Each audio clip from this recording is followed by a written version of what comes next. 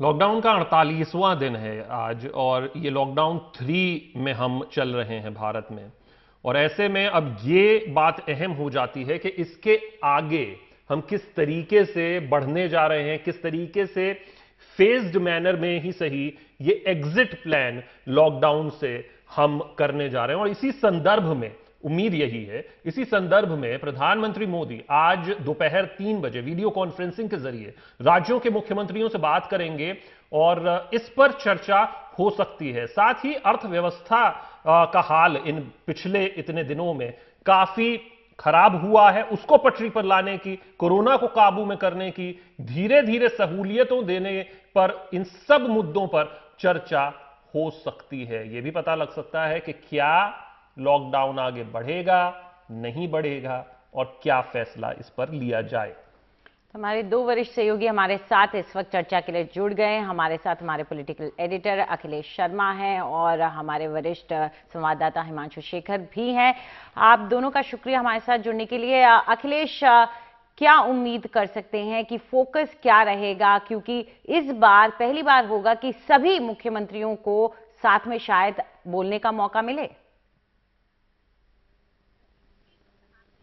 बिल्कुल सही है, सभी मुख्यमंत्रियों को बोलने का मौका दिया जाएगा। 3 बजे ये बैठक शुरू होगी, माना जा रहा है कि रात 10 बजे तक ये खिंच सकती है, क्योंकि सभी मुख्यमंत्री इसमें बोलेंगे। सभी मुख्यमंत्रियों के साथ जो मुख्य सचिव हैं, गृह सचिव हैं, उनके राज्यों के, साथ ही जो स्वास्थ्य सचिव हैं वो भी इस बैठक में मौजूद रहेंगे। वरिष्ठ पुलिस अधिकारी भी बैठक में मौजूद रहेंगे। तो ये इस तरह खाका इसका तैयार किया गया है। जो फोकस है वो इसी बात पर है कि जो लॉकडाउन खत्म हो रहा है 17 मई का, इसके बाद इसको किस तरह से धीरे धीरे हटाया जाए।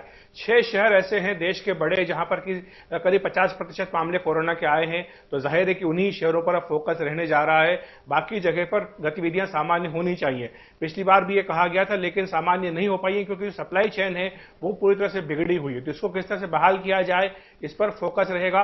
और साथ ही आपको ये बताएं कि अभी तक देश के करीब 736 जिलों में से 600 जिले ऐसे हैं जो कि ग्रीन और ऑरेंज जोन में आते हैं, तो इनकी रीजोनिंग भी करना जरूरी है ताकि बाकी जो जिले हैं उनको भी अब छूट दी जाए। तो ये भी एक एजेंडे पर रहने वाला है। तीसरा बड़ा सवाल अर्थव्यवस्था को लेकर के होगा। राज्य चाहते हैं कि उनको सहायता दी जाए क्योंकि उनके जो रेवेन्यू है उनमें बड़ी मात्रा में कटौती हुई है। तो ऐसे में उनको किस तरह की राहत मिले, वो मांग जो है शिद्दत के साथ वो पीएम के सामने रख सकते हैं। बिल्कुल अखिलेश, हमारे साथ हिमांशु शेखर मिश्रा भी हैं और इस का वित्तीय एंगल क्या है, आर्थिक जो एंगल है उसको भी समझने की कोशिश करते हैं। हिमांशु, हम लगातार चर्चा करते रहे हैं कि किस तरीके से अभी जो इकोनॉमी है वो पटरी से उतर गई है। वाजिब है, जब सब कुछ बंद रहेगा तो ये दिक्कतें आएंगी, लेकिन अब वापस से पटरी पर लाने की कोशिश है। लॉकडाउन 3 में हमने देखा कि कुछ रियायतें दी गई हैं। कल एक नोट भी आया कि इंडस्ट्रीज को पहले एक हफ्ते को एक उदाहरण के तौर पर लेना चाहिए कि आगे कैसे काम करना है। अब इसमें आगे क्या उम्मीद करें कि कैसे ये वापस से पटरी पर लाया जाए, फेज्ड मैनर में ही सही, और अगर कोई अंदाजा लगा सके, अगर आपकी बातचीत हुई हो, कि कितना समय लग सकता है to get back on the track? महत्वपूर्ण सवाल है। देखिए, आज जो बैठक है प्रधानमंत्री की मुख्यमंत्रियों के साथ, उसके ठीक 24 घंटे पहले एक महत्वपूर्ण बैठक कैबिनेट सचिव ने की सभी राज्यों के मुख्य सचिवों और स्वास्थ्य सचिवों के साथ। और इस बैठक में यह माना जा रहा है कि आज जो प्रधानमंत्री की जो चर्चा होगी उसका एक एजेंडा तैयार किया गया है उस बैठक में। और एक प्रेस रिलीज जारी किया गया था गृह मंत्रालय की तरफ से इस बैठक के बारे में कैबिनेट सचिव के, जिसमें यह बहुत साफ शब्दों में लिखा गया है कि इस बैठक में इस बात पर राज्य सरकारों की तरफ से मुख्य सचिवों ने यह बात रखी है भारत सरकार के सामने कि एक तरफ जहां कोविड-19 के खिलाफ जंग को आगे बढ़ाना है, सुरक्षा के लिए कदम उठाए जाने चाहिए, पर साथ ही यह भी जरूरी होगा कि जो इकोनॉमिक एक्टिविटी है, जो आर्थिक गतिविधियां हैं, उसको कैलिब्रेटेड तरीके से खोला जाए।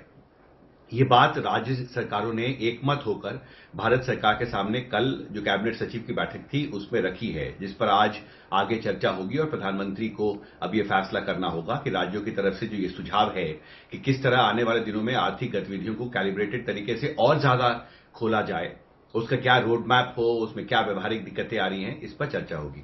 दूसरी महत्वपूर्ण बात यह है कि पिछली बार जब हमने चर्चा की थी, जब अप्रैल के आखिरी हफ्ते में प्रधानमंत्री पिछली बार मिले थे मुख्यमंत्रियों से, तो उस वक्त आपको याद होगा कि बहुत बड़े स्तर पर इंडस्ट्री को खोलने का फैसला किया गया था। लेकिन आज जो उसका आउटकम है उस कोशिश का, वो ये है कि 733 जिलों में से उस वक्त 603 जिले थे जो या तो ग्रीन जोन में थे या ऑरेंज जोन में थे, और ये कहा जा रहा था कि देश का एक बहुत बड़ा हिस्सा, करीब 80-82% हिंदुस्तान में आर्थिक गतिविधि शुरू हुई है। लेकिन जो प्रैक्टिकल आउटकम है, व्यवहारिक तौर पर जो उसके नतीजा है, वो ये है कि देश के एक बड़े हिस्से में जिस तेजी से सरकार आर्थिक गतिविधियों को खोलना चाहती थी, वो प्रक्रिया शुरू नहीं हो पाई है। उसकी वजह यह है कि जो छोटे और लघु उद्योग हैं, विशेषकर उनके पास वर्किंग कैपिटल उतना नहीं है कि वो अपनी फैक्ट्रियां दोबारा खोल सकें। कहीं लेबर का संकट है। आपको याद होगा जो लघु उद्योग संघ के सेक्रेटरी जनरल हैं, उन्होंने एनडीटीवी से बातचीत में ये कहा था कि अप्रैल महीने में 8 से 10 करोड़ जो सैलरीड वर्कर्स हैं छोटे लघु उद्योगों में, उनको सैलरी नहीं दिया जा सका है। ये आशंका है, और इसीलिए जो तस्वीरें हम बार बार लोगों को दिखा रहे हैं कि एक रिवर्स माइग्रेशन का दूसरा दौर बहुत बड़े स्तर पे, सेकेंड वेव जिसको आप कह सकते हैं, रिवर्स माइग्रेशन का, वो पूरे देश में दिख रहा है। क्योंकि मजदूर अभी आशंकित है कि अगर आने वाले दिनों में भी अनिश्चितता खत्म नहीं होगी तो फिर उनके भविष्य का क्या होगा, इसलिए वो वापस कोशिश करके वापस घर जाने की कोशिश कर रहे हैं। जी बिल्कुल हिमांशु, और आपने ये जो रिवर्स माइग्रेशन का जो मुद्दा उठाया है, मैं अखिलेश से इसी पर ही एक सवाल जानना चाहता हूं। अखिलेश, जब बिहार एक राज्य बोलेगा और जब महाराष्ट्र एक राज्य बोलेगा, अब दोनों की स्थिति, बिहार हमेशा कहता रहा है कि एक नीति बनाइए और जो ये मजदूर हैं अगर वापस आ रहे हैं तो इनसे भी कोरोना फैल सकता है। अब जो आंकड़े आए हैं वो देखते हैं कि करीब 650-700 जो कुल आंकड़े अब बिहार में पहुंच चुके हैं, उनमें से पिछले जो दिनों में 5 दिनों में जो मजदूर वहां पहुंचे हैं स्पेशल श्रमिक ट्रेन से, उनमें 175 मामले हैं। फिर महाराष्ट्र जैसा राज्य जहां पर 1278 मामले कल आ गए, 22,000 से ज्यादा क्रॉस कर गया है आंकड़ा। तो ऐसे राज्यों में इसको लागू किया जाना, क्योंकि दोनों बिल्कुल ऑपोजिट हैं एक दूसरे से, और अगर हम फेज मैनर में चालू करते भी हैं तो यह बड़ा असमंजस वाली स्थिति है, थोड़ा रिस्क बहुत ज्यादा भी है, तो यह मुश्किल होगा तय करना फैसला। निश्चित तौर पर बहुत बड़ा जोखिम हम मोल ले रहे हैं। हम ये इस बात को जानते हैं और जानबूझ करके हम इस जोखिम को मोल ले रहे हैं, क्योंकि हम जानते हैं कि इसके अलावा कोई दूसरा चारा भी नहीं है। हम देख रहे हैं कि लाखों की संख्या में जो प्रवासी मजदूर है वो फंसे हुए हैं, सड़कों पर निकल लिए हैं, अपनी जान से हाथ भी धो रहे हैं। इसके अलावा हम दूसरा भी एक पहलू देखते हैं कि जो विदेशों में बसे भारतीय थे या विदेशों में रह रहे भारतीय थे या विदेशों में काम कर रहे भारतीय थे, वो भी बड़ी संख्या में वापस भारत आ रहे हैं। तो उनमें से भी कई जो है संक्रामक होंगे, जो इस तरह के खतरा लेकर के आ रहे हैं। तो ये दोनों ही परिस्थितियां आपके सामने है, दोनों में ही आपको साथ लेकर के चलना होगा, मान करके चलना होगा। आप दोनों मामलों को अलग करके नहीं चल सकते हैं। ठीक है कि जो विदेशों से फंसे भारतीय वापस लाए जा रहे हैं उनको आप क्वारंटीन की बात कह रहे हैं, तो आप इसी तरह से जो श्रमिक जा रहे हैं उनको भी आप क्वारंटीन की बात कह रहे हैं, लेकिन ये खतरा है और ये वास्तविक खतरा है। खतरा इस लिहाज से कि आपने 48 दिन आज हो गए लॉकडाउन किए हुए, आपने एक तरह से काफी हद तक इसको काबू किया है कि कुछ हिस्सों में ही नियंत्रित कर दिया है, कंटेनमेंट जोन में, हॉटस्पॉट्स में बचा है। लेकिन अब जबकि ये मजदूर जा रहे हैं गांव की ओर और जो बाहर से लोग आ रहे हैं, ये दोनों ही किस्से वो होते हैं कि जिसमें कि आप इसको दूसरा चरण जिसको कहते हैं महामारी का, वो फैलने का खतरा बढ़ जाता है। और इसीलिए मुझे लगता है कि चिंता की बात ये रहेगी, राज्यों की ओर से भी इस बात को उठाया जाएगा, क्योंकि हम जानते हैं कि कई राज्य इसको लेकर के बहुत आशंकित हैं। उड़ीसा में हमने देखा था कि हाईकोर्ट ने कह दिया था कि जो कोई भी नेगेटिव है सिर्फ उसी को आने दिया जाएगा, हालांकि बाद में सुप्रीम कोर्ट ने उस पर स्टे दिया है।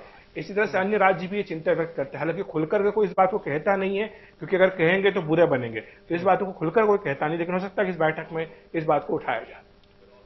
जी अखिलेश, एक छोटा सा सवाल हिमांशु आपसे, बस संक्षेप में जवाब दे दीजिएगा कि हमने देखा और हमारे चैनल पे भी चला कि जो छोटे उद्योग होते हैं या जो छोटे कंपनीज के मालिक होते हैं, उन्होंने साफ तौर पे कह दिया अप्रैल की हमने सैलरी दे दी, हम आगे और नहीं दे पाएंगे। क्या अब यही स्थिति सरकारी संस्थाओं पे भी लागू होने जा रही है, जिसके चलते अब ये खोलना तो पड़ेगा, क्योंकि बिना सैलरी के तो कोई भी नहीं रह पाएगा?